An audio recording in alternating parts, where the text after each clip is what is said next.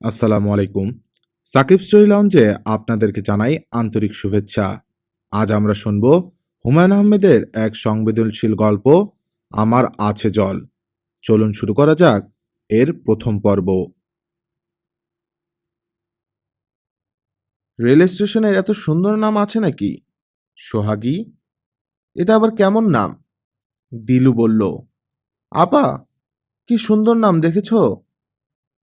নিষাদ কিছু বলল না, তার ঠান্ডা লেগেছে। সারা রাত জানলার পাশে বসেছিল। খোলা জানালায় খুব হাওয়া এসেছে। এখন মাথা ভার ভার। কিছুক্ষণের মধ্যেই হয়তো নাক দিয়ে জল ঝরতে শুরু করবে। দিলু বলল, আপা, স্টেশনের নামটা পড়ে দেখো না প্লিজ। পড়েছি, ভালো নাম। দিলুর মন খারাপ হয়ে গেল। সে আশা করেছিল নিশাত আপাও তার মতো অবাক হয়ে যাবে। চোখ কপালে তুলে বলবে, ও মা, কেমন নাম। কিন্তু সে আজকাল কিছুতেই অবাক হয় না। কথাবার্তা বলে স্কুলের জিওগ্রাফি আপার মতো। নিশাত বলল, দিলু, দেখ তো বাবু কোথায়? দুধ খাবে বোধহয়। দিলু বাবুকে কোথাও দেখতে পেল না। এমন দুষ্ট হয়েছে, ওয়েটিং রুমে ঘাপটি মেরে বসে আছে হয়তো। কাছে গেলেই টু দেবে, ধরতে গেলেই আবার ছুটে যাবে।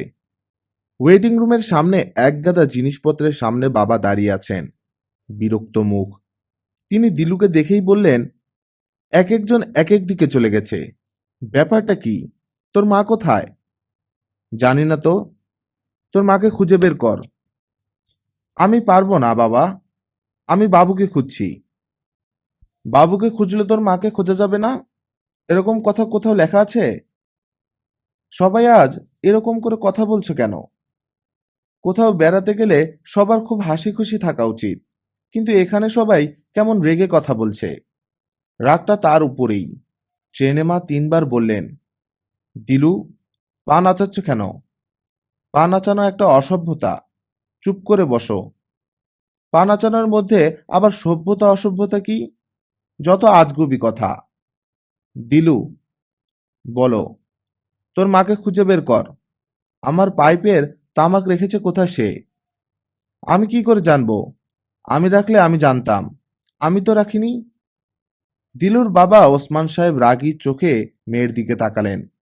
ওসমান সাহেবের বয়স 58, কিন্তু দেখায় আরো বেশি। শরীর হঠাৎ ভারী হয়ে গেছে। মাথার সমস্ত চুল পাকা। মেজাজের পরিবর্তনও হয়েছে হঠাৎ করেই। এখন আর কিছুতেই ধৈর্য রাখতে পারেন না। তিনি দিলুর উপর ঝাঁঝিয়ে উঠতে গিয়েও থেমে গেলেন। দিলুর বয়স এই মার্চে 14 হবে, নাকি 15। মেয়েদের এই বয়সটা অন্যরকম। এই বয়সে চেনা মেয়েগুলিকে অচেনা লাগে, মনে হয় অন্য বাড়ির মেয়ে। এদের উপর কিছুতেই রাগ করা যায় না। দিলু পরেছে একটা ধপধপে সাদা স্কার্ট, পায়ের মোজা ও জুতা দুই লাল, মাথায় 2টি লম্বা বেনি। শীতের সকালের রোদে দাঁড়িয়ে থাকা মেয়েটিকে বড় অচেনা লাগছে। এর উপর রাগ করা যায় না। ওসমান সাহেব বাক্স পেটরা হাতড়াতে লাগলেন। পাইপ ধরানোর ইচ্ছে হচ্ছে, অনিয়ম করা যায়। ছুটি হচ্ছে অনিয়মের জন্যে। দিলু ওয়েটিং রুমে কাউকে দেখল না, তবে ওয়েটিং রুমের বাথরুমের দরজা বন্ধ। ভেতরে পানি পড়ার শব্দ হচ্ছে। কেউ আছে নিশ্চয়ই। মা বোধহয় বাবুকে বাথরুম করাচ্ছেন। দিলু ডাকল, বাথরুমে কে? জল পড়ার শব্দ থেমে গেল। দিলু আবার বলল, বাবু তুমি? কোনো সাড়া নেই। তার মানে মা। মা একমাত্র ব্যক্তি যিনি বাথরুম থেকে কথা বলবেন না। দিলু যদি বলে, মা, গায়ে মাখার সাবানটা আছে? মা জবাব দেবেন না। বাথরুম থেকে কথা বলা নাকি অসভ্যতা। এর মধ্যে অসভ্যতার কি আছে? খুট করে দরজা খুলল। দিলু দেখল ভেজা মুখে জামিল ভাই বের হয়ে আসছেন। কি রে দিলু, ইমার্জেন্সি নাকি? যা ঢুকে পড়। ছি, কি অসভ্যতা। জামিল ভাইয়ের একেবারেই কাণ্ডজ্ঞান নেই। মেয়েদেরকেও বাথরুমে যাবার কথা ওভাবে বলে নাকি? সে যে বড় হচ্ছে, এটা কি জামিল ভাইয়ের চোখে পড়ে না? এখন শাড়ি পরলে অনেকেই তাকে আপনি করে বলে।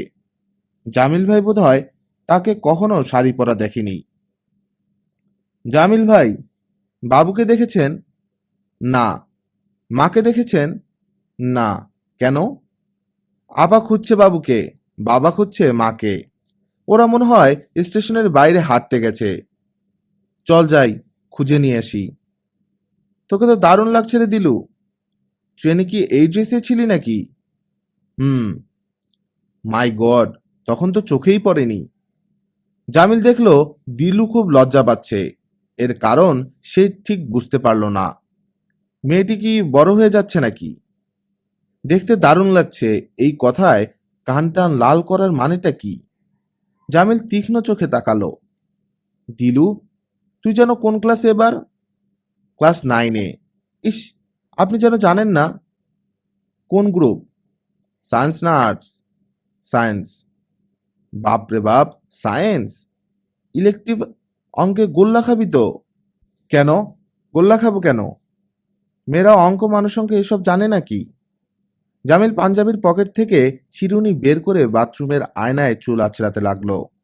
দরজা পর্যন্ত বন্ধ করলো না। কি বাজে অভ্যাস! দিলু শুনল চুল আঁচড়াতে আঁচড়াতে জামিল ভাই গুনগুন করে গান গাচ্ছে। আজই এ বসন্তে এত ফুল ফোটে, এত পাখি গায়, এই শীতে বসন্তের গান। দিলু বহু কষ্টে হাসি চেপে রাখলো। সুরেরও কোনো ঠিক ঠিকানা নেই। বাথরুমে ঢুকলেই গান গাইতে হবে এমন কোনো কথা আছে? চল দিলু, দেখি কাউকে পাওয়া যায় কিনা। ওসমান সাহেব একটা কালো ট্যাঙ্কের ওপর বসে আছেন। তার মুখে বিরক্তির ভাব এখন আর নেই। পাইপের তামাক পাওয়া গেছে। পাইপ তৈরি করা হয়েছে। বাতাসের জন্যে আগুন ধরাতে পারছে না।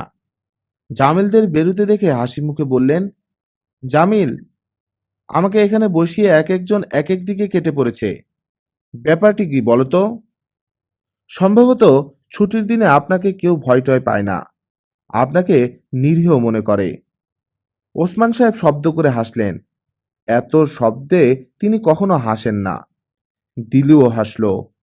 কাউকে হাসতে দেখলেই দিলুর হাসি পায়। ওসমান সাহেব বললেন, কিরকম মিসম্যানেজমেন্ট হয়েছে দেখলে? স্টেশনে জিপ নিয়ে থাকার কথা, জিপ তো নেই, একজন মানুষ পর্যন্ত নেই। এসে পড়বে, কিছু মুখে দেয়া দরকার। এত বেলা হয়েছে, সবার খিদে পেয়েছে। বেলা কিন্তু চাচা বেশি হয়নি, মাত্র 7:30 বাজে। সকাল হয়েছে মাত্র। তাই নাকি? ওসমান সাহেব বেশ অবাক হলেন। জামিল বলল, আমি দেখি চায়ের ব্যবস্থা করা যায় কিনা। ওইখানে একটা চায়ের দোকান আছে, ওই চা কি মুখে দেয়া যাবে? চেষ্টা করতে দোষ কি? Let us try. ওসমান সাহেব আবার শব্দ করে হাসলেন। তার মেজাজ সম্ভবত ভালো হতে শুরু করেছে। দিলুও হাসল। এখন বেশ পিকনিক পিকনিক লাগছে। নিশাদ একটা কাঠের বেঞ্চিতে লাল চাদর গায়ে দিয়ে বসেছিল। রোদ পড়েছে তার মুখে। শীতের বাতাসে তার কপালে ছোট ছোট কিছু চুল নাচছে।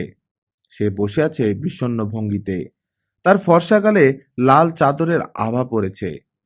দিলু ফিসফিস করে বলল, আপা, কত সুন্দর দেখেছেন? হ্যাঁ, দেখলাম। আপাকে ডেকে সঙ্গে নিয়ে যাই? ডাক, ডাকলেই হয়। তিলু ডাকলো, আপা, এই আপা। নিষাদ ওদের দুজনকে দেখলো, কিছু বলল না। মুখ ঘুরিয়ে নিল। মুখ ঘুরিয়ে নেবার ভঙ্গিটি রাগী ভঙ্গি। সে এমন রেগে আছে কেন? আপা, আমাদের সঙ্গে যাবে?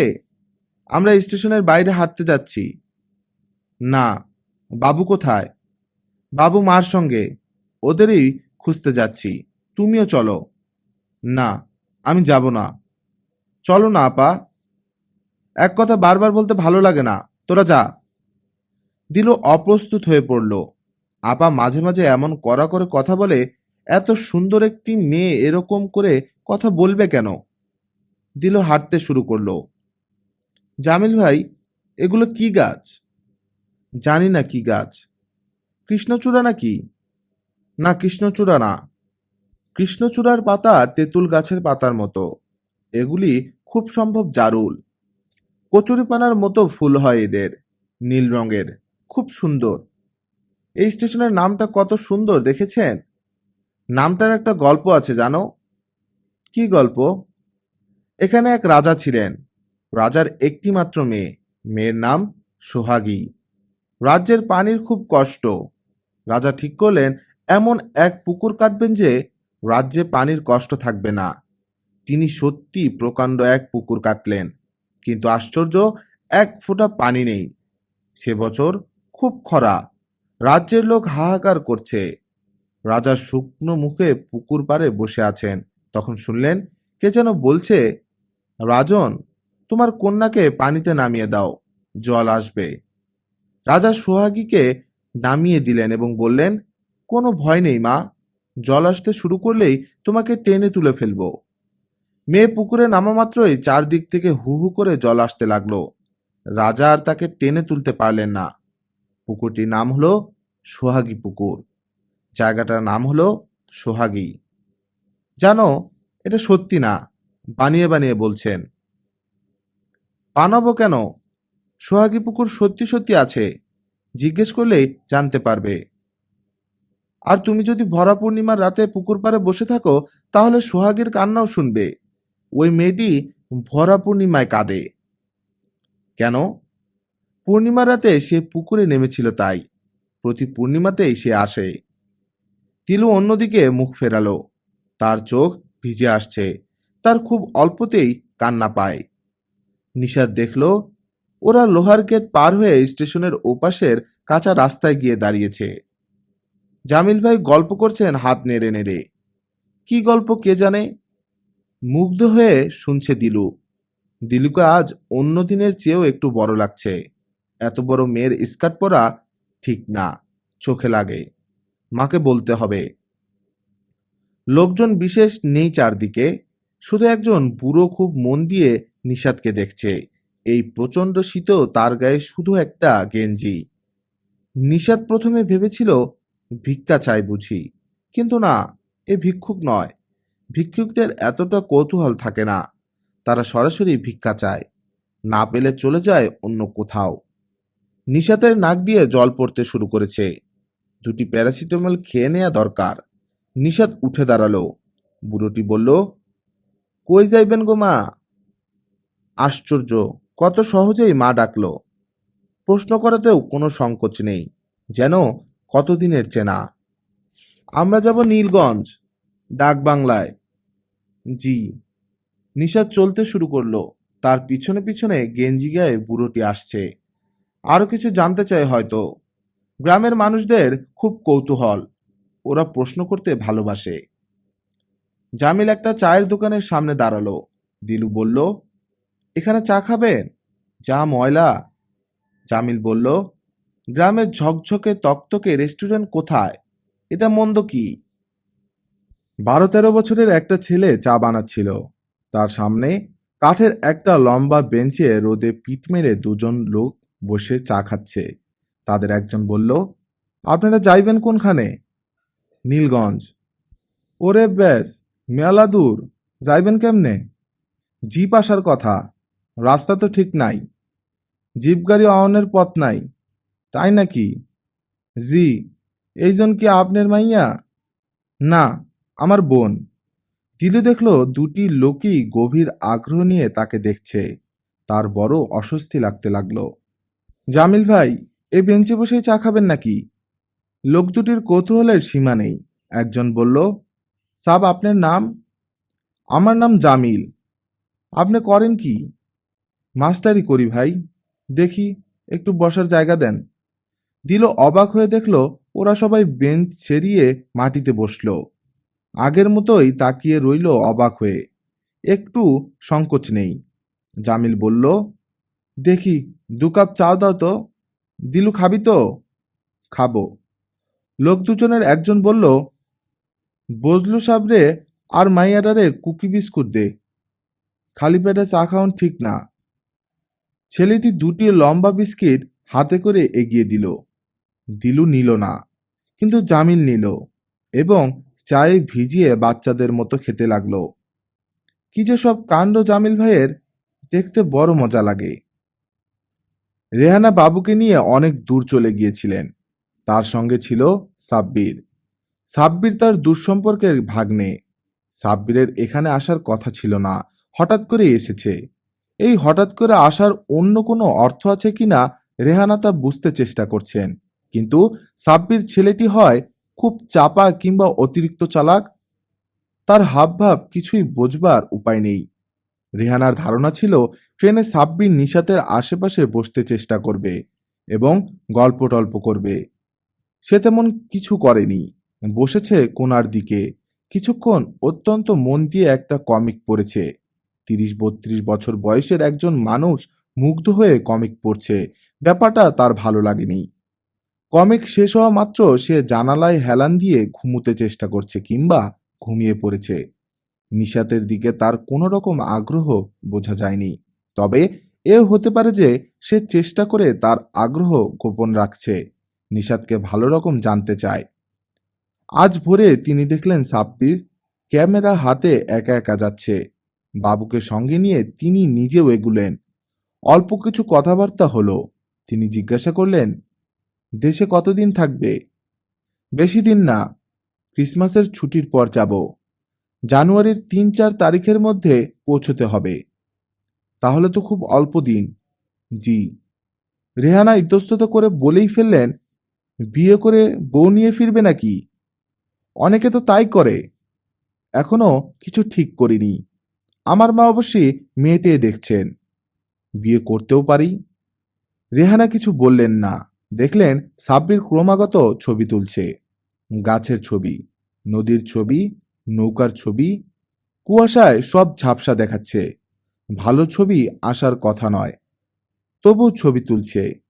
রেহানা একটা ব্যাপার লক্ষ্য করলেন, এই ছেলেটি অত যে ছবি তুলছে একবারও বলেনি, আসুন মামি, আপনার একটা ছবি তুলে দেই। এই বয়সে ছবি তোলার তার কোনো শখ নেই, তবু এটা সাধারণ ভদ্রতা। সাব্বির বলল, আপনার নাতি খুব শান্ত, খুব চুপচাপ। খুব শান্ত না, বিরক্ত করে। নতুন জায়গা দেখে চুপ করে আছে। অপরিচিত মানুষের সামনে সে ভেজা বেড়াল। ওর বয়স কত? 5 বছরে পড়ল। রেহানা আশা করেছিলেন সাব্বির এবার বাবুর সম্পর্কে কিছু বলবে, কিন্তু সে কিছুই বলল না। অত্যন্ত মনোযোগের সঙ্গে একটা বকের ছবি ফোকাসে আনতে চেষ্টা করল। টেলিস্কোপিক লেন্স থাকা সত্ত্বেও বকের ছবিটি স্পষ্ট হচ্ছে না। বেশ কুয়াশা। মোটামুটি স্পষ্ট হলে ছবিটি ভালো হতো। বকের ধ্যানী ছবিটি হালকা সবুজের ব্যাকগ্রাউন্ডে ভালো আসছে। রোদ আরেকটু চড়ে গেলে ছবি ভালো হবে না। সাব্বির, চলো যাই। তোমার মামা বোধহয় রেগে যাচ্ছেন। চলুন।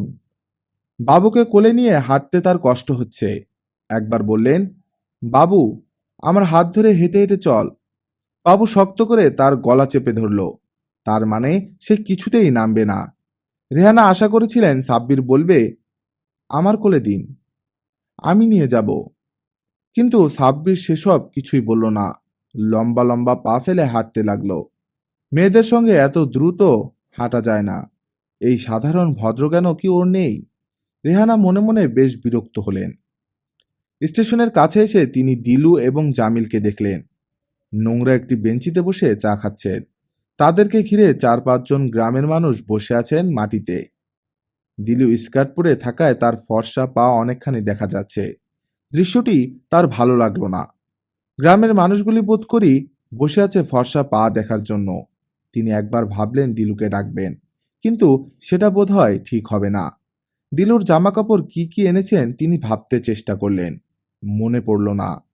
জামাকাপড় সব গুছিয়েছে নিশাত, তাকে জিজ্ঞেস করতে হবে। দিলু তাদের দেখেই ডাকলো, মা, কোথায় ছিলে তোমরা? তারপর ছুটে এলো তাদের দিকে। আমরা ভাবলাম তোমরা বোধহয় হারিয়ে গেছো। হারিয়ে যাব কেন? নে, বাবুকে কোলে নে। দিলু বাবুকে কোলে নিয়েই বলল, সাব্বির ভাই, আমাদের একটা ছবি তুলে দিন তো। এই বাবু, উনার দিকে তাকিয়ে হাসো তো লক্ষ্মী ছেলের মতো। সাব্বির ক্যামেরা ঠিকঠাক করতে লাগলো এবং ছবি তুলল বেশ কয়েকটি। রেহানার মনে হলো এই একটি ব্যাপারে ছেলেটির আগ্রহ আছে। ছবি তোলায় তার কোনো ক্লান্তি নেই। ওসমান সাহেব ভেবে রেখেছিলেন রেহানার উপর খুব রাগ করবেন। সেটা সম্ভব হলো না। সাব্বির রয়েছে, তার সামনে কোনো সিন ক্রিয়েট করার প্রশ্নই ওঠে না। তবুও বিরক্ত স্বরে বললেন, তোমরা ছিলে কোথায়? কাছেই। তোমার জিপ তো এখনো আসেনি, এত তাড়া কিসের?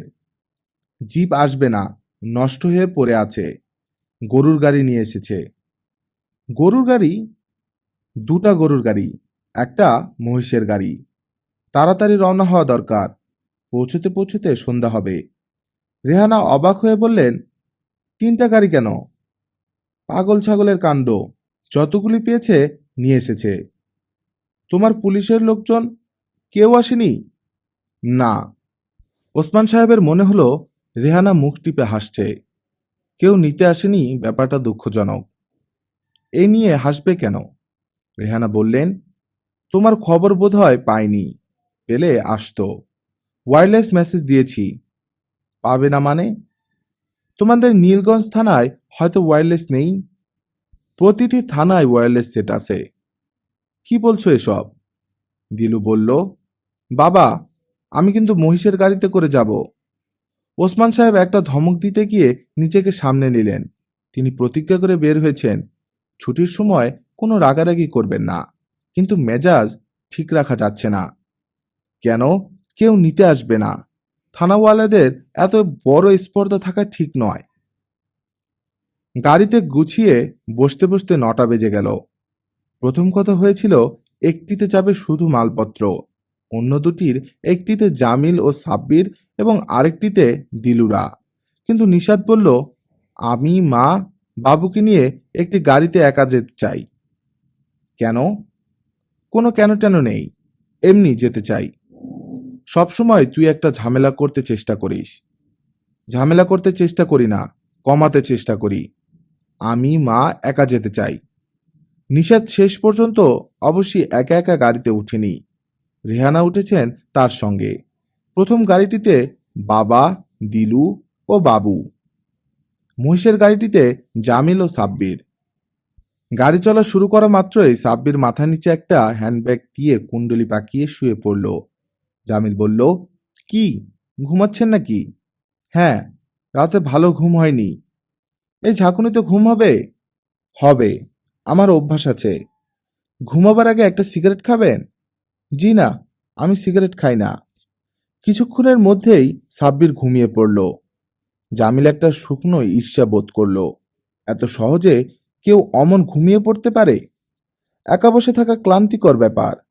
নেমে গিয়ে প্রথম গাড়িটাতে উঠা যেতে পারে, যেখানে সিগারেট খাওয়া যাবে না, এই একটা ঝামেলা। তাছাড়া সঙ্গী হিসেবে ওসমান সাহেব বেশ বোরিং হবেন বলেই তার ধারণা। লোকটির রসবোধ নেই। অফিসের বাইরে যে আরো কিছু থাকতে পারে তা খুব সম্ভব তিনি জানেন না। এক পর্যায়ে জামিলের মনে হলো, এখানে আসা কি সত্যি দরকার ছিল? মানুষ বেড়াতে চায় ফুর্তি করবার জন্য। এখানেও কি সেরকম কিছু হবে? সম্ভাবনা খুব কম। জামিল গারওয়ানের পাশে এসে বসল। রাস্তায় ধুলো উঠছে। গরুর গাড়ি খুব ধীরে চলে বলে যে ধারণা আছে সেটা ঠিক নয়। বেশ দ্রুতই চলছে। গান শুনতে শুনতে যেতে পারলে হতো, কিন্তু ক্যাসেট প্লেয়ারটা নিশাতের সঙ্গে, ওদের কাছ থেকে চেয়ে নিয়ে আসবে নাকি?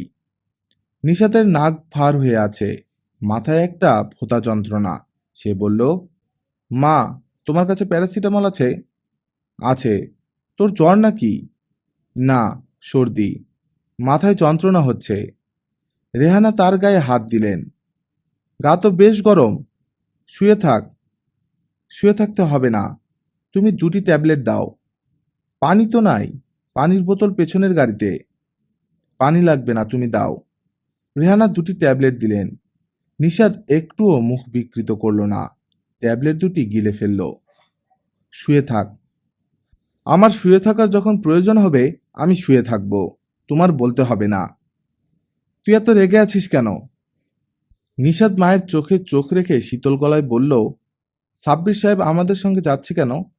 ঠিক করে বলো তো মা। বেড়াতে যাচ্ছে। আবার কেন? ও বাংলাদেশের অনেক ছবি তুলে নিতে চায়। আমরা গ্রামের দিকে যাচ্ছি শুনে সেও আগ্রহ করে যেতে চাইল। না, সে কোনো আগ্রহ দেখায়নি। তুমি ঝুলাঝুলি করছিলে। যদি করেই থাকি তাতে অসুবিধা কি? আমাদের আত্মীয়, এতদিন পর দেশে এসেছে, ঘুরে ফিরে দেখতে চায়। আসল ব্যাপার কিন্তু তা নয় মা। আসল ব্যাপারটি কি শুনি? তুমি চাচ্ছ ওই ছেলেটি যাতে আমাকে পছন্দ করে ফেলে এবং পুরনো দুঃখ কষ্ট ভুলে আমি তাকে বিয়ে করে ফেলি। যদি চেয়েই থাকি সেটা কি খুব অন্যায়? হ্যাঁ, অন্যায়। তুমি যা ভাবছো সেটা ঠিক নয়। আমি কি ভাবছি? তুমি ভাবছো আমার স্বামী নেই, একটা বাচ্চা আছে, কাজেই আমার একটি অবলম্বন দরকার। এটা আমার ঠিক না। আমি তোমাদের বিরক্ত করব না। আমি নিজের দায়িত্ব নিজে নেব। অনেকবার তো তোমাদের বলেছি। নিশাদ দেখলো জামিল এগিয়ে আসছে। সে চুপ করে গেল। ক্যাসেট প্লেয়ারটা তোমাদের কাছে? জি না, দিলুর কাছে। জামিল এগিয়ে গেল। সামনের গাড়িটি অনেক দূর চলে গেছে। নিশাদ দেখলো জামিল দৌড়াতে শুরু করেছে। এই দৃশ্যটি তার কেন জানি ভালো লাগলো। রেহানা বললেন, জামিলকে বলে দে পানির বোতলটা দিয়ে যাক। কেন? ওষুধ খেয়ে তোর মুখ তো তেতো হয়ে আছে। মা, আমার জন্য তোমাকে এত ভাবতে হবে না। দিলু ক্রমাগত কথা বলে যাচ্ছিল। ওসমান সাহেব অবাক হয়ে লক্ষ্য করলেন তিনি দিলুর কথা বেশ মন দিয়ে শুনছেন এবং তার ভালোই লাগছে। সোহাগী নাম কেমন করে হয়েছে শুনবে বাবা? বল শুনি। আমার দিকে তাকাও বলছি। অন্যদিকে তাকিয়ে আছো কেন? ওসমান সাহেব মেয়ের দিকে তাকালেন। দিলু হাত নেড়ে নেড়ে গল্পটা বলল। ওসমান সাহেব বললেন, এই জাতীয় মিথ প্রায় সব পুকুর সম্পর্কেই থাকে। এটা ঠিক নয়। একটা নির্দিষ্ট গভীরতায় মাটি কাটলেই পানি আসবে। শীতের সময় যদি নাও আসে, বর্ষার সময় বৃষ্টির পানিতে ভরে যাবে। তিলুর মন খারাপ হলো। গল্পটা তার বিশ্বাস করতে ইচ্ছা হচ্ছে। ওসমান সাহেব বললেন, রাজার মেয়ের নাম সোহাগী। এটাও বিশ্বাসযোগ্য নয়। বিশ্বাসযোগ্য নয় কেন? রাজাদের মেয়ের এমন সাধারণ নাম থাকে না। ওদের গালভরা নাম থাকে। ফুলকুমারী, রূপকুমারী, নূরজাহান, নূরমহল। তিলুর বেশ মন খারাপ হলো। সে মুখ ফিরিয়ে বাইরে তাকালো এবং অবাক হয়ে দেখল জামিল ভাই আসছেন। ক্যাসেট প্লেয়ারটা তোর কাছে? হ্যাঁ, ওটা নিতে এসেছি। জামিল গরুর গাড়ির পেছনে পা ঝুলিয়ে বসল। দিলু, ভালো দেখে কয়টা ক্যাসেট দে। রবীন্দ্রসঙ্গীত? না, হিন্দি ফিন্দি। দিলু ক্যাসেট বাজতে বাজতে বলল, বাবা কিন্তু সোহাগী পুকুরের গল্পটা বিশ্বাস করেননি। বাবা বলছেন মাটি কিছু দূর খুঁড়লেই পানি আসবে। এটা ঠিক নয়। ঢাকা আর্ট কলেজে একটা বিরাট পুকুর আছে, খুব গভীর। বর্ষাকালে পর্যন্ত সেখানে এক ফোঁটা পানি থাকে না। সত্যি? হ্যাঁ। এবং অমাবস্যা পূর্ণিমায় কেউ যদি সেই পুকুরে নামে তাহলে খিলখিল হাসির শব্দ শোনে। ওসমান সাহেব পাইপে তামাক ভরতে ভরতে বললেন, জামিল, সত্যি নাকি? পুকুরে পানি নেই বর্ষাকালে, এটা সত্যি। আমি নিজে দেখেছি। তবে হাসির কথাটা জানি না। ওটা বানানো হতে পারে। দিলু বলল, আমাকে ওই পুকুরটা দেখাবেন? একদিন গিয়ে দেখে এলেই হয়। তোদের বাসার কাছেই তো। জামিল ক্যাসেট প্লেয়ার নিয়ে নেমে গেল। দিলু বলল, জামিল ভাই অনেক কিছু জানে। ওসমান সাহেব জবাব দিলেন না। জামিল ভাই আমাকে একটা ধাঁধা জিজ্ঞেস করেছিল। সেটা দারুণ মজার। তোমাকে জিজ্ঞেস করব? কর। আচ্ছা, মনে করো তোমার কাছে 10 সের পানি দেয়া হলো। এখন তুমি কি পারবে এই 10 সের পানি একেবারে এক জায়গা থেকে অন্য জায়গায় নিতে? বালতি টালতি কিছু ব্যবহার করতে পারবে না। শুধু হাত দিয়ে নেবে এবং একেবারে নেবে। ওসমান সাহেব ভুরু কুঁচকে ভাবতে লাগলেন। তিলু মিটিমিটি হাসতে হাসতে বলল, খুব সহজ বাবা, চেষ্টা করলেই পারবে। একটু হিন্টস দেব? না, হিন্টস দিতে হবে না। ওসমান সাহেব সত্যি গভীরভাবে চিন্তা করতে শুরু করলেন। জামিল নিজের গাড়িতে ফিরে এসে দেখে সাব্বির উঠে বসেছে। ক্যামেরা নিয়ে কি সব যেন করছে। কি, ঘুম হয়ে গেল? হ্যাঁ। কি করছেন? একটা ব্লু ফিল্টার লাগাচ্ছি। ব্লু ফিল্টার দিয়ে কি হয়? দিনের বেলা ছবি তুললে মনে হয় জ্যোৎস্না রাত্রিতে ছবি তোলা হয়েছে। আপনি নিজে তো একজন ইঞ্জিনিয়ার। জি। আপনাকে দেখে মনে হয় ছবি তোলাই আপনার একমাত্র কাজ। এটা আমার একটা হবি। খুব বড় ধরনের হবি মনে হচ্ছে। সাব্বির শান্ত স্বরে বলল, আমি কিন্তু খুব নামকরা ফটোগ্রাফার। আমার নিজের তোলা ছবি নিয়ে আমেরিকান এক পাবলিশার একটি বই বের করেছে। নাম হচ্ছে on the top of the world. আপনার কাছে কপি আছে? আছে, দিচ্ছি। সাব্বির আহমেদ ৩০০ পৃষ্ঠার একটি বই বের করলো তার সুটকেস থেকে। জামিলের বিস্ময়ের সীমা রইল না।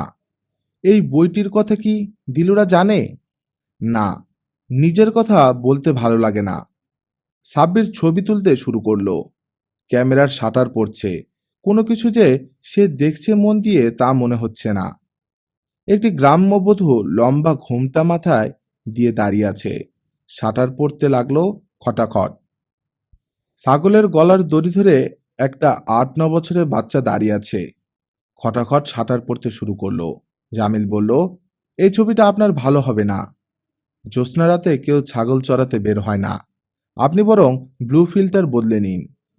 সাব্বির হালকা গলায় বলল, উল্টোটাও হতে পারে। ছবি দেখে মনে হতে পারে রাতের রহস্যময় মুগ্ধ হয়ে একটি শিশু তার পোষা প্রাণীটি নিয়ে বের হয়েছে। দুজনের চোখেই বিস্ময় ও ভয়। তাদের ঘিরে আছে জ্যোৎস্না। আপনি কি ফটোগ্রাফার না কবি? আমি একজন ইঞ্জিনিয়ার। জামিল বইটির পাতা উল্টাতে উল্টাতে বলল, আপনার এই বইটিতে তো মানুষের কোনো ছবি নেই, শুধুই জড়বস্তুর ছবি। মানুষের ছবি বেশি তোলেন না? আমার অন্য একটি বইতে মানুষের ছবি আছে, সবই অবশ্যই নুট ছবি। বইটি আছে? আছে। আমেরিকায় আপনি কতদিন ধরে আছেন? প্রায় 11 বছর। দেশে ফিরবেন না? না। কেন? থাকবার জন্য ওই জায়গাটি ভালো। বিশাল দেশ, ঘুরে বেড়ানোর চমৎকার সুযোগ, এরকম পাওয়া যায় না। তাছাড়া তাছাড়া কি? সাব্বির কথা শেষ করলো না। মাঠের দিকে চোখ ফিরিয়ে বলল, এগুলি সর্ষে ফুল না? হলুদ রঙের কি চমৎকার ভেরিয়েশন। তারা নীলগঞ্জে ডাকবাংলো এসে পৌঁছলো বিকেল 4টায়। তখন আলো নরম হয়ে এসেছে।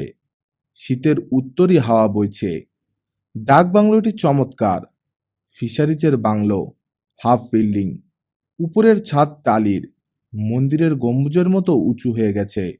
বাড়ি যত বড় তার চেয়েও বড় তার বারান্দা। সেখানে কালো একটি গোল টেবিলের চারপাশে গোটা পাঁচেক ইজি চেয়ার। দেখলেই শুয়ে পড়তে ইচ্ছা করে। বাড়িটির চারপাশে রেন্টি রেইনট্রি গাছ। বিকেল বেলাতেই বাড়িটিকে অন্ধকার করে ফেলেছে। পেছনে বেশ বড়সড় একটা পুকুর, কাকের চোখের মতো কালো জল। রেহানা অবাক হয়ে বললেন, এই জঙ্গলে এত চমৎকার বাড়ি গভর্নমেন্ট কেন বানিয়েছে? ওসমান সাহেব নিজেও হকচকিয়ে গেছেন। এদিকে তার প্রথম আশা। খোঁজ খবর এসেছে জামিলের কাছ থেকে। জামিল, এই ডাকবাংলো তৈরি হয় কবে? এটা সুসং দুর্গাপুরের মহারাজার শিকার বাড়ি। পরে সরকার নিয়ে নেয়। এখন ফিশারিজ ডিপার্টমেন্টের হাতে দেওয়া হয়েছে। আগে আরো সুন্দর ছিল। এর যে সুন্দর আর কি হবে? একটা কাচঘর ছিল। গোটা ঘরটাই কাচের তৈরি। লোকজন কাচ টাচ সব নিয়ে গেছে। অনেক ঝাড় লণ্ঠন ছিল। বড়সড় অফিসার এক একজন এসেছেন, এক একটা করে নিয়ে গেছেন। পেছনের পুকুরের ঘাটে মার্বেল পাথরের একটি দেব শিশু ছিল। ঢাকা মিউজিয়াম নিয়ে গেছে। তুমি এত কিছু জানো কিভাবে? আমি তো এখানে প্রায়ই আসি। দিলু বলল, বাবা, আমি একা একটা ঘরে থাকবো। ওসমান সাহেব উত্তর দিলেন, না। জামিল বলল, তা পারবি না দিলু, সব পুরনো ডাকবাংলোয় ভূত থাকে। আপনাকে বলেছে। সন্ধ্যা হলেই টের পাবি। সন্ধ্যা নামুক, তখন দেখা যাবে। বাবুর্চি আছে দুজন, তারা রান্নাবান্না সেরে ফেলেছে। খাবার ঘরে খাবার দিতে শুরু করেছে। খাবার ঘরটা তুলনামূলকভাবে অন্ধকার।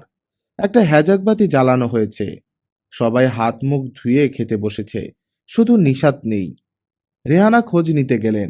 নিশাত শুয়েছিল। সে ক্লান্ত গলায় বলল, আমি কিছু খাবো না। কেন খাবি না? খেতে ইচ্ছে করছে না, তাই খাবো না। সারাদিন তো কিছুই মুখে তুলিসনি, কিছু মুখে দে। আমি গোসল না করে কিছু মুখে দেব না। আমার গা ঘিনঘিন করছে। জ্বর গায়ে গোসল করবি কি? প্লিজ মা, আমার ব্যাপারে নাক গলিও না। বাবুকে খাওয়াও। তোমরা খাওয়া দাওয়া করো। রেহানা মুখ কালো করে বের হয়ে এলেন। দীর্ঘ সময় নিয়ে গোসল করল নিশাত। ঠান্ডা পানি, গায়ে জ্বর থাকার জন্যে পানি বরফ শীতল মনে হচ্ছে, তবু ভালো লাগছে। ঝকঝকে বাথরুম, পিতলের বালতিতে পরিষ্কার জল, মোড়ক খোলা নতুন সাবান। নিশাদ যখন বেরিয়ে এলো তখন সত্যি সত্যি অন্ধকার নেমে এসেছে। নিশাদ একটি ফুল হাতা সোয়েটার গায়ে দিল, উকি দিল মায়ের ঘরে। বাবু অবেলায় হাত পা ছড়িয়ে ঘুমায় আছে। আজ সারাদিন বাবুর সঙ্গে তার কোনো কথাবার্তা হয়নি। বাবু কি ক্রমেই তার কাছ থেকে দূরে সরে যাচ্ছে? রাতে সে এখন তার সঙ্গে ঘুমায় না। ঠোঁট বাঁকিয়ে বলে, দাদির কাছে যাব।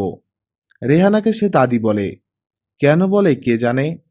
নিশাদ বলল, ও কি কিছু খেয়েছে? ভাত মুখে দেয়নি, দুধ খেয়েছে। নিশাদ নিচু হয়ে ছেলের কপালে চুমু খেলো। রেহানা বললেন, কিছু খাবি মা? না, চা খাবো 1 কাপ। বস তুই এখানে, আমি চায়ের কথা বলে আসি। মশারি খাটানোর কথাও বলতে হবে, খুব মশা এদিকে। দরজায় কার যেন ছায়া পড়েছে। নিশাদ মুখ তুলে দেখল, জামিল ভাই। নিশাদ, তোমার জ্বর নাকি? ব্যস্ত হবার মতো কিছু না। ব্যস্ত হইনি নিশাদ, খোঁজ নিচ্ছি। খোঁজ নেওয়াটা অপরাধ নয় নিশ্চয়ই। আমি ভালো আছি। জামিল ছোট্ট একটি নিঃশ্বাস গোপন করল, চলে যেতে চাইল। নিশাদ বলল, আপনার সঙ্গে আমার কথা আছে জামিল ভাই। বল। আপনি বারান্দায় বসুন, আমি আসছি। ঝগড়া করবে মনে হচ্ছে। নিশাদ জবাব দিল না। বাবুর গালে একটা মশা বসেছিল, হাত দিয়ে সেটিকে উড়িয়ে দিল। ছেলেটিকে বড় রোগা রোগা লাগছে। এ কদিন ওর দিকে একটু নজর দেয়া হয়নি। নিশাদের মনে হলো সে ক্রমেই দূরে সরে যাচ্ছে। বাবু এখন আর মার জন্য খুব ব্যস্ত নয়। শিশুরা অবহেলা খুব সহজেই টের পায়। নিশাদ বাবুর চুলে হাত রাখল। পাতলা লালচে ধরনের চুল, বাবার মতো। কবিরের চুলও এরকম ছিল, তবে বাবুর মতো পাতলা ছিল না। কবিরের চেহারার সঙ্গে বাবুর খুব বেশি মিল নেই। কবিরের নাক ছিল খাড়া, বাবুর তা নয়। সে হয়েছে মার মতো। নিশাদ নিচু হয়ে বাবুর ঠোঁটে চুমু খেলো। কেমন দুধ দুধ গন্ধ। নিশাদ আবার নিচু হলো। বাবু ঘুমের মধ্যেই তাকে হাত দিয়ে দূরে সরিয়ে দিল। বারান্দা অন্ধকার, এখানে কোনো বাতি দিয়ে যায়নি। জামিল বসেছিল একা। নিশাদ এসে ঢুকতেই সে সোজা হয়ে বসলো। হালকা গলায় বলল, ভেতরে বসলেই হতো, এখানে বড় হাওয়া। থাকুক হাওয়া, বারান্দায় ভালো। আলো দিতে বলবো? জামিল একটা সিগারেট ধরালো, সহজভাবে বলল, বলো কি বলবে। আপনি আমাদের এই বাংলোয় কেন নিয়ে এসেছেন? আমি ঠিক বুঝতে পারছি না তুমি কি মিন করছো। আপনি ঠিকই বুঝতে পারছেন, এখন ভান করছেন বুঝতে পারছেন না। দেখো নিশাত, আমি ভান করি না। ওই একটা জিনিস আমি কখনো করি না। তাহলে বলুন, এত ডাকবাংলো থাকতে আপনি এখানে আমাকে নিয়ে এসেছেন কেন? নিশাদ, কবির এবং আমি অনেক রাত এই ডাকবাংলোয় কাটিয়েছি। এই ডাকবাংলোর উপর ওর একটা দুর্বলতা ছিল। আমি জানি বিয়ের পরও অনেকবার তোমাকে নিয়ে এখানে আসতে চেয়েছে, আশা হয়ে ওঠেনি। তাই আমি ভেবেছিলাম এখানে এলে তোমার ভালোই লাগবে। আমি ওর সঙ্গে এখানে আসতে চেয়েছিলাম, আর কারো সঙ্গে নয়। ভেবে নাও ও তোমার সঙ্গেই আছে। সবকিছু কি ভেবে নেওয়া যায়? জীবন এত সহজ মনে করেন? জীবন সহজও নয়, জটিলও নয়। জীবন জীবনের মতো।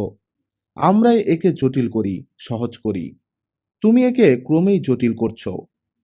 নিশাদ চুপ করে গেল। জামিল হালকা সুরে বলল, দুঃখ শুধু কি তোমার একার? আমাদের সবারই দুঃখ আছে। আপনার আবার কিসের দুঃখ? দুঃখের আপনি কি জানেন? নিশাদ উঠে দাঁড়ালো। বাবু জেগে উঠে কাঁদছে। কে একজন এসে বারান্দায় একটি হ্যারিকেন রেখে গেল। হ্যারিকেনের আলোয় সব কেমন অদ্ভুত লাগছে। জামিল সাহেব, আপনি যেভাবে বসে আছেন বসে থাকুন, একটা ছবি তুলব। নড়বেন না, শাটার স্পিড খুব কম। অনেকখানি সময় নিয়ে সাব্বির ছবি তুলল। পানি এক জায়গা থেকে অন্য জায়গায় নেয়ার ধাঁধাটি ওসমান সাহেবের মাথায় ঘুরতে শুরু করেছে দুপুর থেকে। ওসমান সাহেব নিজের ওপরেই বিরক্ত হচ্ছিলেন। ধাঁধার মতো সামান্য একটা ব্যাপার নিয়ে এই বয়সে কেউ এমন চিন্তিত হয়ে পড়ে না, কিন্তু তিনি হচ্ছেন। এটা কি বয়সজনিত স্থবিরতা? তিনি কেমন যেন চ্যালেঞ্জ বোধ করছেন। এর মধ্যে চ্যালেঞ্জ বোধ করার কি আছে? ধাঁধার উত্তর জানতেই হবে এমন কোনো কথা নেই। তিনি পাইপ হাতে বারান্দায় এসে বসলেন। তার গায়ে ভারী একটা ওভারকোট, গলায় মাফলার। তবু তার শীত করতে লাগলো। বয়স বয়স বাড়ছে। এখন একদিন একটা মাইল্ড স্ট্রোক হবে। তার লক্ষণও টের পাওয়া যাচ্ছে। ব্লাড প্রেশার বেড়েছে, ঘুম কমে গেছে, খিদে কমে গেছে, চিন্তাও পরিষ্কার করতে পারছে না। পারলে এই সহজ ধাঁধার জবাব বের করতে পারতেন। কিংবা কে জানে, এটা হয়তো সহজ নয়, হয়তো বেশ জটিল। বারান্দায় রেহানা বাবুকে কোলে নিয়ে বসেছিলেন। ওসমান সাহেব রেহানার ডান দিকের খালি চেয়ারটিতে বসলেন। রেহানা বললেন, নিশাতের বেশ জ্বর। তাই নাকি? 102টি হবে। থার্মোমিটার দিয়ে দেখেছ? না। তাহলে বুঝলে কিভাবে 102? অনুমান করে বলেছি। অনুমান করে আমাকে কিছু বলবে না। তুমি এরকম করছো কেন? কি রকম করছি? এত মেজাজ দেখাচ্ছ কেন? মেজাজ কোথায় দেখালাম? থানার ওসি ভদ্রলোকের সঙ্গে এমন খারাপ ব্যবহার করলে কেন? খারাপ ব্যবহার তো করিনি। আমি বিরক্ত হয়েছি। এই বিরক্তির ব্যাপারটি তাকে জানিয়েছি। সে জানে আজ ভোরে আমি আসব, কিন্তু সে স্টেশনে আসেনি। আমি ডাকবাংলায় পৌঁছানোর পর সে এসেছে। আমাকে সে কি ভেবেছে? তুমি কোনো সরকারি ট্যুরে আসনি, তুমি ছুটি কাটাতে এসেছো। কেন সে আসবে? সে আসবে, তার পুরো দলবল নিয়ে আসবে, কারণ আমি পুলিশের আইজি। রেহানা একবার ভাবলেন বলবেন না, শেষ পর্যন্ত বলেই ফেললেন এবং বললেন বেশ তীক্ষ্ণ কণ্ঠেই, তুমি এখন আর আইজি নও, রিটায়ারমেন্ট নিয়েছ। রিটায়ারমেন্টের আগের পাওনা ছুটি নিয়ে ঘুরে বেড়াচ্ছ। তুমি পুলিশের আইজি, এটা এখন যত তাড়াতাড়ি ভুলতে পারো ততই ভালো। ওসমান সাহেবের পাইপ নিভে গেছে। নিভে যাওয়া পাইপ হাতে তিনি মূর্তির মতো দীর্ঘ সময় বসে রইলেন। রেহানা শীতল স্বরে বললেন, এখন আর তোমাকে দেখামাত্র পুলিশের অফিসাররা ছুটোছুটি করবে না। এটা মানসিকভাবে অ্যাকসেপ্ট করার চেষ্টা করো। তোমার জন্যেও ভালো, আমাদের সবার জন্যেও ভালো। ওসমান সাহেব জবাব দিলেন না। দূরের রেন্ট্রি গাছগুলির দিকে তাকিয়ে রইলেন। রেহানার মনে হলো এই কথাগুলি হয়তো না বললেও চলতো। তিনি গলার স্বর স্বাভাবিক করতে করতে বললেন, চা খাবে? না, শীতের মধ্যে ভালো লাগবে। আমাকে এক ঢেকি হুইস্কি দিতে বলো। হুইস্কি এখানে কোথায় পাবে? আছে, আলিম নিয়ে এসেছে, আলিমকে বলো। আলিম ওসমান সাহেবের বাসায় গত 20 বছর ধরে আছে। তার বয়স ওসমান সাহেবের চেয়েও বেশি, কিন্তু গৃহভৃত্যদের কোনো পেনশনের ব্যবস্থা নেই। কাজেই তাকে একদিন আগেই রান্নার কিছু প্রয়োজনীয় জিনিসপত্র নিয়ে নীলগঞ্জ আসতে হয়েছে। আজ প্রচণ্ড দাঁত ব্যথা থাকা সত্ত্বেও সারাদিন রান্নাবান্না নিয়ে ব্যস্ত থাকতে হয়েছে। রেহানা বললেন, আলিম শুয়ে আছে, ওর শরীর ভালো না। তাছাড়া এখানে এসব করতে পারবে না। কেন? এখানে অসুবিধে কি? অসুবিধা আছে। ঘরে তুমি যা করো তাই বলে বাইরে এসেও করবে? রেহানা, এখানে ছুটি কাটাতে এসেছি, রিল্যাক্স করতে এসেছি। তুমি একা আসনি, তোমার সঙ্গে বাইরের মানুষ আছে। বাইরের মানুষ এখানে কেউ না। জামিল ঘরের ছেলে, সে আমার অভ্যাস জানে, আর সাব্বির 11 বছর ধরে বাইরে আছে। আমি তোমাকে এখানে মদ খেতে দেব না। রেহানা বাবুকে কোলে নিয়ে উঠে গেলেন। যাবার সময় হ্যারিকেন হাতে করে তুলে নিয়ে গেলেন। ওসমান সাহেব অন্ধকার বারান্দায় একা একা বসে রইলেন। এখানে মশা আছে, বন্য মশা। মানুষ কামড়িয়ে অভ্যাস নেই বোধহয়। কামড়াচ্ছে না, শুধু বিরক্ত করছে। ওসমান সাহেব আবার ধাঁধা নিয়ে ভাবতে বসলেন। পানি এক জায়গা থেকে অন্য জায়গায় নিতেই হবে, শুধু হাতে নিতে হবে এবং একবারে নিতে হবে। কোনো মানে হয়? বাবা, তুমি অন্ধকারে বসে কি করছো? দিলু ঢুকলো। ওসমান সাহেব মিষ্টি একটা গন্ধ পেলেন। দিলু পাউডার মেখেছে কিংবা গায়ে সেন্ট টেন্ট দিয়েছে। গন্ধটা হালকা এবং চেনা, পরিচিত কোনো ফুলের গন্ধ। কি ফুল ওসমান সাহেব সেটা মনে করতে পারলেন না। অনেকদিন সচেতনভাবে কোনো ফুলের গন্ধ নেওয়া হয়নি। দিলু তার পাশের চেয়ারে বসলো এবং আবার বলল, অন্ধকারে একা একা বসে কি করছো? তোর সমস্যা নিয়ে ভাবছি। আমার? আমার আবার কি সমস্যা? দিলু বেশ অবাক হলো। ওসমান সাহেব নরম গলায় বললেন, ওই যে পানি এক জায়গা থেকে অন্য জায়গায় নেবার ব্যাপারটা। ও আল্লাহ, তুমি এটা নিয়ে এখনো ভাবছো? হ্যাঁ, ভাবছি। বলে দেব? না, বলিস না, নিজেই বের করব। আরেকটা সহজদাতা ধরবো। জামিল ভাইয়ের কাছ থেকে শিখেছি, দারুণ মজার। না, আর না, যেটা দিয়েছিস সেটাই আগে সলভ করি। দিলু হাসলো খিলখিল করে। হাসছিস কেন? বলা যাবে না। যা আলিমকে একটু হাসতে বল। আমি পারবো না বাবা। পারবি না কেন? কি অন্ধকার দেখছো না?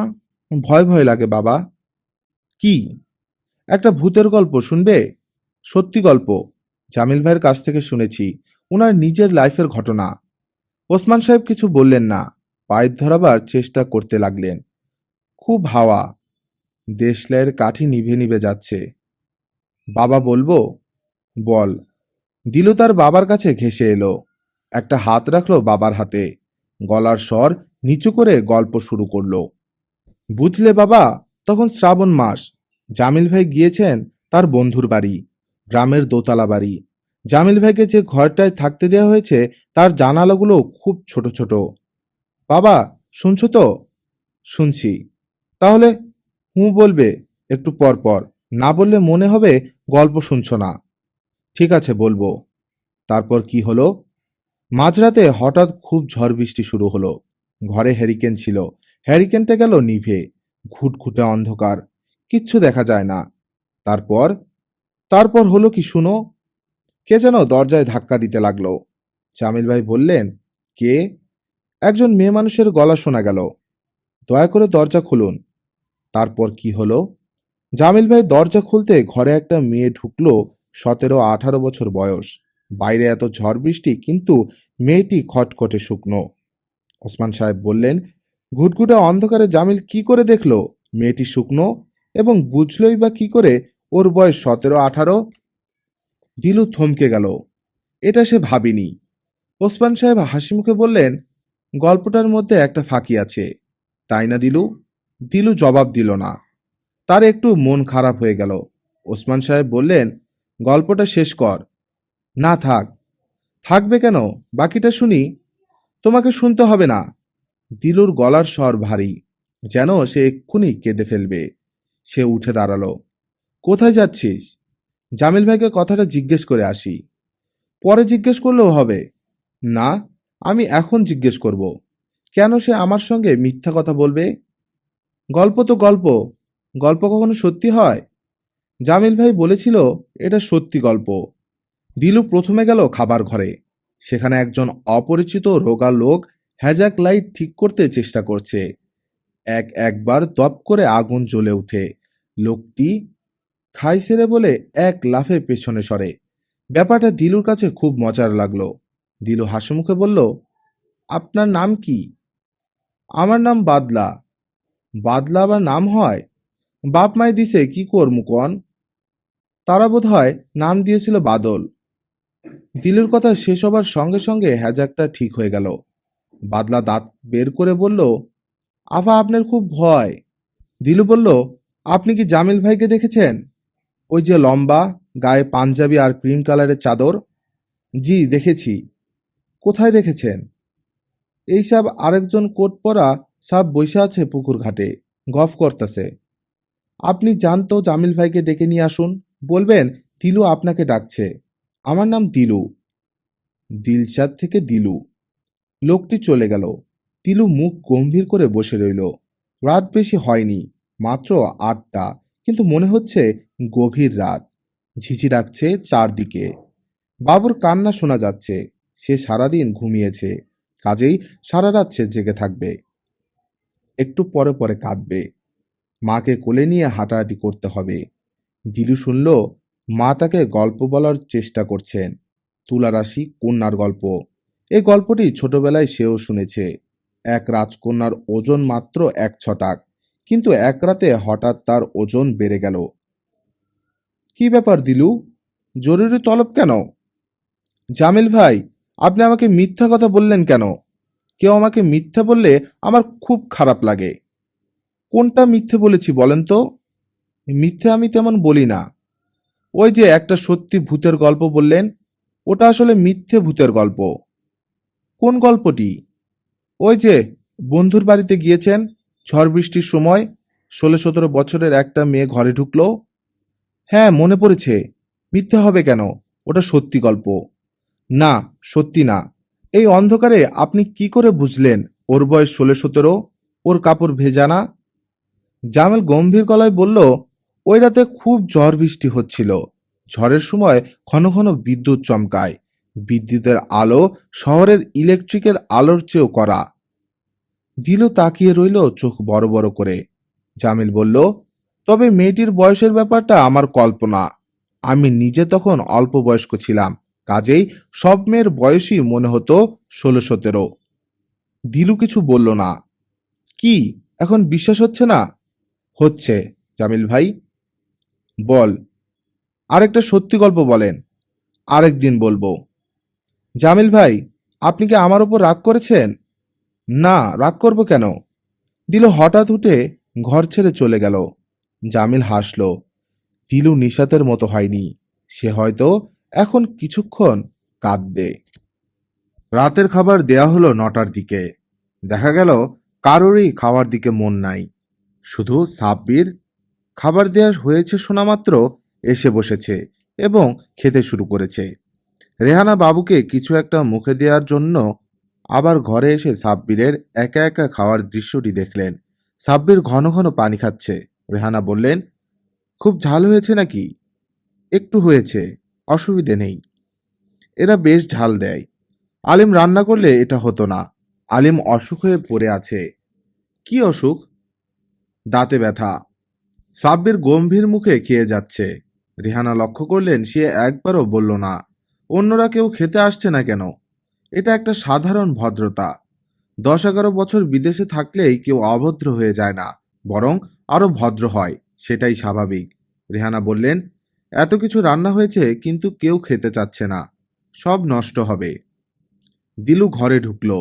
সে এসেছে নিশাতের জন্য এক গ্লাস পানি নিতে।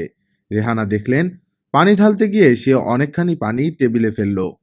মেয়েটা কাজকর্মে এত আনাড়ি হয়েছে, পানি গড়িয়ে যাচ্ছে সাব্বিরের দিকে। তাকে অল্প সরে বসতে হলো। দিলু বলল, সাব্বির ভাই, আপনি এত পেটুক কেন? সবাইকে ফেলে খেতে বসেছেন? রেহানার কপালে ভাঁজ পড়ল। মেয়েটা এমন রুচিহীন কথাবার্তা বলে, লজ্জায় পড়তে হয়। দিলু চলে যেতেই সাব্বির বলল, আপনার এই মেয়েটিকে আমার খুব পছন্দ। ওর মধ্যে এক ধরনের সরলতা আছে। রেহানা কিছু বললেন না। মনে মনে সাব্বিরের কথাটার অন্য কোনো অর্থ হয় কিনা বুঝতে চেষ্টা করলেন। এই মেয়েটিকে তার পছন্দ, এর মানে কি এই নয় যে বড় মেয়েটিকে পছন্দ নয়? বড় মেয়েটির মধ্যে সরলতা নেই। প্রথম দিকে সাব্বিরকে যতটা ভালো লেগেছিল এখন আর ততটা ভালো লাগছে না। ছেলেটি অভদ্র, অমিশুক। অবশ্যই সে অত্যন্ত সুপুরুষ। চেহারায় অন্য ধরনের কাঠিন্য আছে যা সহজেই চোখে পড়ে। কবির এরকম ছিল না। কবিরের মধ্যে একটা হালকা ফুর্তির ভাব ছিল যা কোনো বয়স্ক মানুষকে ঠিক মানায় না। এটা ভাবতে ভাবতে রেহানা লজ্জিত বোধ করলেন। তিনি ঠিক এই মুহূর্তে কবিরকে অপছন্দ করার চেষ্টা করছেন। এটা অন্যায়। কবিরকে অপছন্দ করার উপায় নেই। সে বাড়ির সবাইকে মন্ত্রমুগ্ধ করে রেখেছিল। ওসমান সাহেব, যিনি পৃথিবীর কোনো কথাই প্রায় বিশ্বাস করেন না, তিনি পর্যন্ত কবিরের প্রতিটি কথা বিশ্বাস করেছেন। একবার কবির এসে বলল, খবর শুনেছেন নাকি? মালয়েশিয়ায় একটা মৎস্যকন্যা ধরা পড়েছে। কি ধরা পড়েছে? মৎস্যকন্যা, মারমেইড। মালয়েশিয়ার ন্যাশনাল পত্রিকায় বিরাট ছবি ছাপা হয়েছে। হুলস্থুল কাণ্ড। বলো কি? অন্য কেউ এ কথা বললে ওসমান সাহেব সঙ্গে সঙ্গে তাকে ধরাশায়ী করে ফেলতেন। কবিরের বেলায় সেরকম কিছুই হলো না। তার মুখ দেখে মনে হলো তিনি বিশ্বাসও করছেন না, আবার ঠিক অবিশ্বাসও করছেন না। রাতে শোবার সময় গম্ভীর মুখে স্ত্রীকে বললেন, দুনিয়ায় কত অদ্ভুত জিনিসই না হয়। রেহানা বললেন, জামাইয়ের কথার কি কোনো ঠিক আছে? তুমি এটা বিশ্বাস করে আছো? ওসমান সাহেব রেগে গিয়ে বললেন, কোন কথাটা এ পর্যন্ত সে মিথ্যে বলেছে শুনি? ওসমান সাহেব কবিরের কোনো বদনাম সহ্য করতে পারতেন না, এখনো পারেন না। যে লোক জীবনে কোনোদিন নামাজ রোজা করেছে বলে রেহানার মনে পড়ে না, সেই লোকও দেখা যায় 21শে আগস্টে একটা জায়নামাজ টেনে বের করেন এবং গভীর রাত পর্যন্ত টুপি মাথায় বসে থাকেন। অপরিচিত এই পোশাকে তাকে অদ্ভুত দেখায়। 21শে আগস্ট কবিরের মৃত্যুদিন। পানি আনতে এতক্ষণ লাগলো? দিলু পানি আনতে দেরি করেনি, গিয়েছে, নিয়ে এসেছে। নিশাত আজ অকারণে রাগ করছে। দিলু বলল, নাও, পানি নাও। লাগবে না, যা, তৃষ্ণা মরে গেছে। এটা কেমন কথা? তৃষ্ণা কখনো মরে যায়? তৃষ্ণা থাকেই, সময়ের সঙ্গে সঙ্গে বাড়তে থাকে। দিলু নরম স্বরে বলল, আপা খেয়ে নাও প্লিজ, তুমি শুধু শুধু রাগ করছো। নিশাত পানির গ্লাস হাতে নিল। তুমি রাতেও কিছু খাবে না? না। কেন? দেখছিস না আমার শরীর ভালো না? মাথা টিপে দিব? না, লাগবে না। তুই এখন যা। অন্ধকারে একা বসে থাকবে কেন? আমিও থাকি তোমার সঙ্গে। দিলু খাটের উপর পা উঠিয়ে বসল। অন্ধকারে পা নামিয়ে বসতে তার ভালো লাগে না। সবসময় মনে হয় কেউ একজন খাটের নিচ থেকে চুপি চুপি এসে পা চেপে ধরবে। আপা একটা ভূতের গল্প শুনবে? নিশাত জবাব দিল না। সত্যি গল্প, জামিল ভাই নিজের জীবনে ঘটেছিল। নিশাত তবুও চুপ করে রইল। এ গল্প শুনলে তুমি আর একা একা অন্ধকারে বসে থাকতে পারবে না এবং রাতে ঘুমও আসবে না। এত ভয়ের গল্প শুনতে চাইনে, থাক। মাথা ধরার মধ্যে গল্প শুনতে ভালো লাগে না। আপা, তোমার মাথার চুল টেনে দেই? দে, আস্তে আস্তে টানবি। দিলু নিশাতের কপালে হাত দিয়েই চমকালো। বেশ জ্বর গায়ে। এতটা জ্বর তা বোঝা যায়নি। আপা, তোমার গা তো খুব গরম। হুম। জানালা বন্ধ করে দেই, ঠান্ডা হাওয়া আসছে। না, থাক। জানালা বন্ধ থাকলে আমার কেমন যেন লাগে, মনে হয় নিঃশ্বাস নিতে পারছি না। মশারি ফেলা নেই, মাঝে মাঝে মশা কামড়াচ্ছে। দিল হালকা স্বরে বলল, জানো আপা, আমি কখনো মশা মারি না। তাই নাকি? হ্যাঁ, কারণ যেসব মশা মানুষকে কামড়ায় তারা সব স্ত্রী মশা, পুরুষ মশারা কামড়ায় না। আমি নিজে মেয়ে হয়ে একটা মেয়ে মশাকে কি করে মারি বলো? পুরুষ মশারা কামড়ায় না, এ কথাটা তোকে কে বলেছে? জামিল ভাই বলেছেন। নিশাত বিছানায় উঠে বসল, নিচু স্বরে বলল, জামিল ভাইয়ের সঙ্গে তোর এত মাখামাখি কেন? দিলু অবাক হয়ে বলল, এই কথা কেন বলছো? সবসময় তোর মুখে জামিল ভাই জামিল ভাই, এটা তো ভালো নয়। ভালো নয় কেন? তোর বয়স কম, এই বয়সে মেয়েরা খুব সহজে নানান রকম দুঃখ কষ্ট পায়। নিশাত চুপ করে রইল। দিলু বলল, পরিষ্কার করে বলো আপা। নিশাত কঠিন স্বরে বলল, তোর মতো বয়সী মেয়েরা খুব সহজে মুগ্ধ হয়, দুঃখ কষ্ট আসে সেজন্যেই। তোমার কথা আমি কিচ্ছু বুঝতে পারছি না। আমার মনে হয় তুই ঠিকই বুঝতে পারছিস। আমার যখন তোর মতো বয়স ছিল তখন তো আমি সবই বুঝতাম। তুই জামিল ভাইয়ের সঙ্গে বেশি মিশবি না। কেন? সে কি খারাপ লোক? না, সে খারাপ লোক না, ভালো মানুষ, বেশ ভালো মানুষ। সেজন্যই ভয়। একসময় তুই তাকে ভালোবাসতে শুরু করবি, তোর জন্যে সেটা খুব দুঃখের ব্যাপার হবে। দিলেও দীর্ঘ সময় কোনো কথাবার্তা বলল না। নিশাতের মাথায় হাত বুলিয়ে দিতে লাগলো। অন্ধকারে কিছুই বোঝা যাচ্ছে না, কিন্তু নিশাতের মনে হলো দিলু কাঁদছে। তুই কাঁদছিস নাকি? দিলু কোনো উত্তর দিল না। সে নিঃশব্দে উঠে দাঁড়ালো। চলে যাচ্ছিস? দিলু সে কথারও কোনো জবাব দিল না। নিশাতের মনে হলো দিলুকে এসব কথা বলার কোনো প্রয়োজন ছিল না, কিন্তু এখন আর মনে করে কি লাভ? যা বলা হয়ে গেছে তার ফেরানো উপায় নেই। হারিকেন হাতে রেহানা ঢুকলেন। তার কোলে ঘুমন্ত বাবু।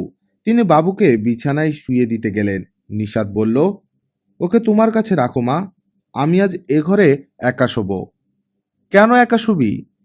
সব প্রশ্নের জবাব দিতে পারবো না। তোর শরীর ভালো নেই, একজন কেউ তোর সাথে থাকা দরকার। আমি থাকি কিংবা দিলু থাকুক, কাউকে থাকতে হবে না। রেহানা একটি কঠিন কথা বলতে গিয়েও বললেন না। শেষ মুহূর্তে নিজেকে সামলে নিলেন। সম্পূর্ণ অন্য প্রসঙ্গে তুললেন, রাতে কি খাবি? কিছু খাবো না। খাবি না কেন? তোর রাগটা আসলে কার উপর ঠিক করে বলতো? কারো উপর আমার রাগটাগ নেই, শরীর ভালো নেই তাই খাবো না। ঠিক আছে। রেহানা চলে যাচ্ছিলেন। নিশাত বলল, দিলুকে একটু পাঠিয়ে দিও তো মা। দিলু আসবে না। তুই ওকে কি বলেছিস জানি না, দিলু কাঁদছে। কাদার মতো আমি কিছু বলিনি। রেহানা শীতল স্বরে বললেন, তোর কথাবার্তা শুনে আমারই কাঁদতে ইচ্ছে হয়। আর ও তো বাচ্চা মেয়ে। ও বাচ্চা মেয়ে নয়, এ বয়সে মেয়েরা বাচ্চা থাকে না। সবাই তোর মতো নয়, কেউ কেউ বাচ্চা থাকে। এ কথার মানে কি মা? মানে টানে কিছু নেই।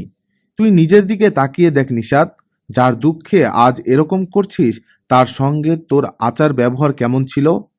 তার মানে কটা দিন তুই কবিরের সঙ্গে হাসি মুখে কথা বলেছিস? মানুষ সব সময় হাসি মুখে থাকতে পারে না, তা পারে না, কিন্তু তুই ভালোমতো ভেবে দেখ তো, কবিরের সঙ্গে তোর ব্যবহারটা কেমন ছিল? তুমি যাও তো মা। রেহানা চলে এলেন। নিশাত অন্ধকারেই হাতড়ে হাতড়ে দরজার ছিটকিনি লাগালো। দরজা পিঠ দিয়ে দাঁড়িয়ে রইল দীর্ঘ সময়। বাবু ঘুম ভেঙে কাঁদতে শুরু করেছে। মার কাছে যাব, মার কাছে যাব। রেহানা তাকে সামলাবার চেষ্টা করছেন। নিশাত শুনল মা বলছেন, কেন যে মরতে এখানে এলাম। নিশাতের চোখ জ্বালা করছে। আজকাল তার চোখে জল আসে না, চোখ জ্বালা করে। মা একটু আগে যা বলে গেলেন সেটা কি ঠিক? মা কি ইঙ্গিত করতে চেষ্টা করছেন না যে সে এখন যা করছে তা করার তার কোনো অধিকার নেই? মা একটা মোটা দাগের ইঙ্গিত করছেন, স্থূল ধরনের কথা বলছেন। সবার স্বভাব একরকম নয়। সব মেয়েরাই তাদের স্বামীকে নিয়ে আহ্লাদ করে না। কেউ কেউ গম্ভীর স্বভাবের থাকে, সহজে উচ্ছ্বাসিত হয় না। তাছাড়া কবিরের মধ্যে কি সত্যি সত্যি উচ্ছ্বসিত হবার মতো কিছু ছিল? সে ভালো ছেলে, এতে সন্দেহ নেই। আমুদে ছেলে, হইচই করত, প্রচুর মিথ্যে কথা বলতো, টিভির প্রতিটি বাংলা সিনেমা গভীর আগ্রহ নিয়ে দেখত এবং শেষ হওয়া মাত্র বলতো, শালা সময়টাই মাটি। আগে জানলে কে বসে থাকতো? কবির এমন একটি ছেলে যে পৃথিবীর যে কোনো মেয়েকে বিয়ে করেই সুখী হতো। এইসব ছেলেদের সুখী হবার ক্ষমতা অসাধারণ। এরা হয় সুখী স্বামী, সুখী বাবা এবং বুড়ো বয়সে একজন সুখী দাদা। সূক্ষ্ম রুচির মানুষ এত সহজে সুখী হয় না। সংসারে সুখী হবার মতো উপকরণ ছড়ানো নেই। এই ছিল আমার আছে জল এর প্রথম পর্ব। একটি সম্পর্ক, কিছু না বলা কথা, আর এক অদ্ভুত মানসিক টানাপোড়েন। দ্বিতীয় পর্বে আরো গভীরে ডুব দেব আমরা এই গল্পে। আপনার অনুভূতি জানাতে ভুলবেন না। লাইক দিন, শেয়ার করুন আর সাবস্ক্রাইব করে পাশে থাকুন হুমায়ুন আহমেদের আরো গল্পের জন্য। ধন্যবাদ সবাইকে। সুস্থ থাকুন, সচেতন থাকুন আর গল্পে থাকুন।